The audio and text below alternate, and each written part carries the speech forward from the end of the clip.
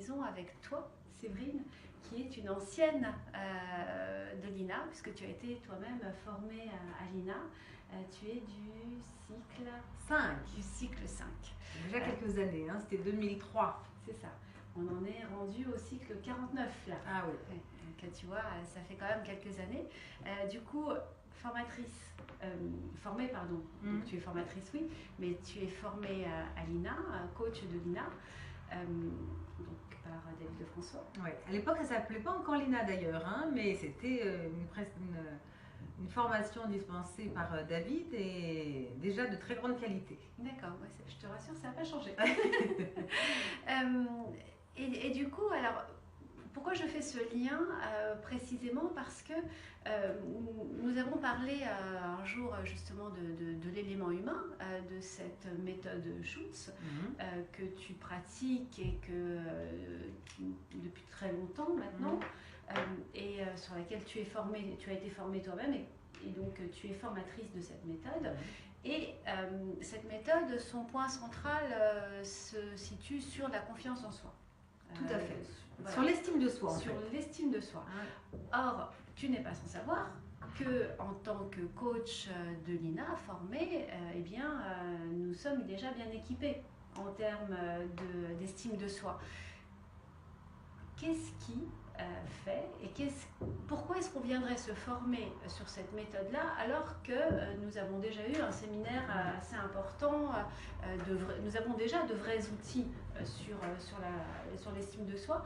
Qu'est-ce que la méthode Schutz nous apporte en plus aujourd'hui? Alors, c'est une méthode très très complète, la méthode Schutz. Et ce qui est utile de dire, et je pourrais moi-même le témoigner, c'est qu'au-delà d'une grille de lecture, la méthode Schutz, on dit souvent d'elle qu'il y a un avant et qu'il y a un après.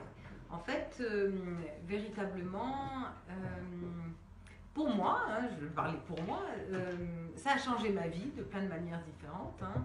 C'est-à-dire que déjà, en termes de conscience de soi, de connaissance de soi, pour moi, c'est l'approche qui a été la plus pertinente et qui m'a aidée à peut-être sortir du leurre, de l'auto-illusion.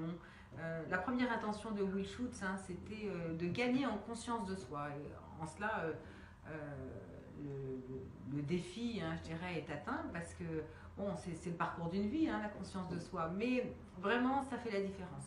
Et sur le sujet de l'estime de soi, qui est vraiment le thème central de Will Schutz, hein, c'est à la fois l'estime de soi, la confiance en soi, l'amour de soi et l'image de soi. On va être amené à revisiter les fondations de l'estime de soi. Et au-delà de revisiter, il s'agit vraiment de consolider l'estime de soi. Alors, il y a également un sujet central chez Will Schutz qui est la notion de peur.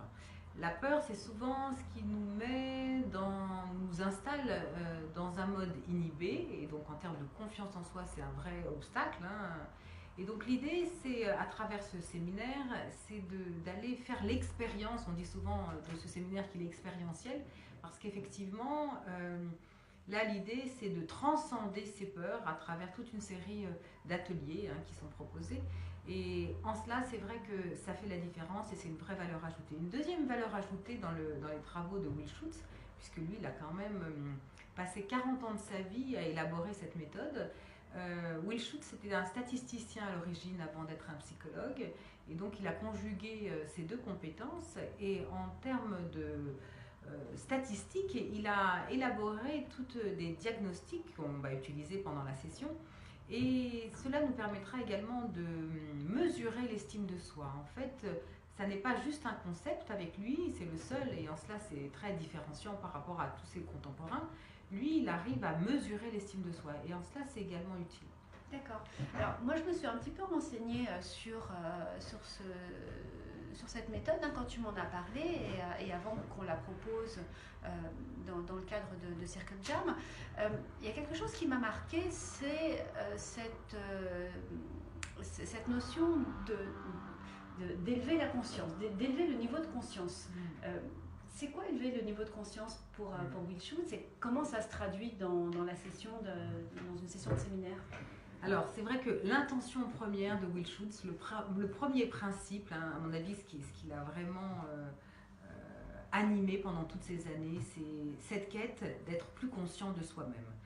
Et en fait, s'il y avait une seule chose à retenir, effectivement, dans son intention première, c'est gagner en conscience de soi.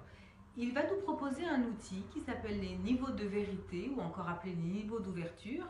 Et en fait, il nous propose un cheminement, une espèce de fil rouge qui va nous permettre de tirer à partir d'une situation qu'on peut traverser, ou peut-être qu'il y a un inconfort ou une difficulté dans la relation à l'autre. Il va nous permettre, à travers cette technique, hein, de traverser comme des paliers. Moi, je dis souvent, c'est comme si on faisait une plongée et qu'on arrivait à travers des strates à être plus au clair avec ce qui se passe dans la situation. Donc déjà de manière factuelle, et puis ensuite en termes de ressenti, et puis ensuite peut-être d'une projection qu'on fait sur l'autre avec un film, hein, que l'on peut être amené à se faire, et puis ensuite à décoder certainement s'il y a une peur derrière, quelle est la peur. Et donc tout ce cheminement nous permet une plus grande traversée dans ce qui se joue pour nous au plus profond, pour mieux décoder ce qui se passe en interaction avec l'autre. D'accord. Et du coup, la notion de leadership là-dedans, elle se situe où? Comment? Alors, avant de vouloir être leader des autres ou avec les autres, peut-être d'apprendre à fédérer autour d'un projet, l'idée c'est d'être avant tout leader de soi-même. Et en cela, on va voir qu'il y a toute une série d'exercices, d'ateliers qui nous permettent de renforcer cet aspect-là, avec notamment un thème qui nous accompagne également, c'est la dynamique du choix. Hein, comment j'active cette dynamique dans ma vie, comment je suis peut-être aux commandes de certaines choses, comment je suis parfois dominant, parfois non dominant.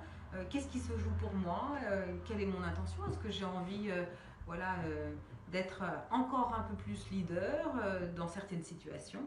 Donc c'est tout ce thème-là que l'on va travailler à la fois sur le premier module de 4 jours et puis peut-être sur un second qui est complémentaire au premier, qui s'appelle les solutions pour les organisations et qui est très utile pour le travail en équipe. D'accord. Donc ça, c'est un module complémentaire de 2 jours. On ne va pas traiter là tout de suite. Hein. Donc on est déjà sur ces 4 jours. Et puis on verra sur ce module optionnel. On en reparlera. On viendra à nouveau t'interviewer pour ça. Moi, j'ai une question quand même. Donc, bien évidemment, lorsqu'on intègre de nouveaux outils, on sait que nous-mêmes, et ça fait partie de notre croissance personnelle en tant que coach, hein, on se forme régulièrement et c'est important que nous-mêmes, nous grandissions au fur et à mesure de l'avancée dans notre métier. Donc, se former à de nouveaux outils fait bouger nos lignes. Et là, clairement, j'ai bien le sentiment que nos lignes vont bouger avec ce séminaire. Maintenant, dans notre métier de coach, et toi-même, tu es coach, Séverine, dans ton métier de coach au quotidien, comment tu te sers de cette méthode? Qu'est-ce qu'elle nous apporte dans notre business de coaching? Parce que finalement, là aussi, c'est un peu le nerf de la guerre. Demain, nous avons besoin, nous les uns les autres, d'aller vendre notre coaching. En quoi, en ayant été formé à la méthode Schultz, je peux mieux vendre et notamment, finalement, aller chercher là où le business est, c'est-à-dire l'entreprise. Comment je fais? D'accord. Donc vous verrez que cette approche, elle va vous servir au-delà d'une grille de lecture. C'est comme si vous aviez accès à de nouveaux sous-titres. En fait, vous allez pouvoir mieux décoder ce qui se passe en interaction avec votre client et comment lui, dans sa manière de se comporter vis-à-vis des autres, ce qui se joue pour lui. Et en cela, c'est très utile de vous appuyer sur cette grille de lecture.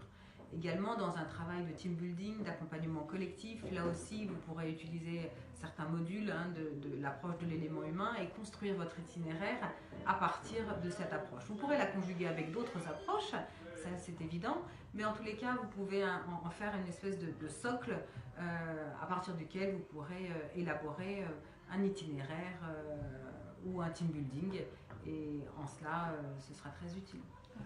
Bah, écoute, on a hâte. Merci beaucoup Séverine. Merci Martine. De cet entretien. On vous retrouve et on te retrouve donc du 3 au 6 décembre rue du Colisée dans les locaux de Circle Jam. Pour avoir plus de renseignements, d'informations sur la formation en elle-même, sur toi, sur ce que tu as fait, ce que tu peux apporter, on peut bien évidemment t'écrire directement sur ton mail ou te joindre par téléphone. Vous avez les informations personnelles de Séverine sur la page de Circle Jam et donc sur le site de l'événement. Et puis rendez-vous du 3 au 6 décembre pour vivre ce voyage. Voilà. Je suis impatiente. Nous aussi. Merci beaucoup, à très bientôt. Merci Martine.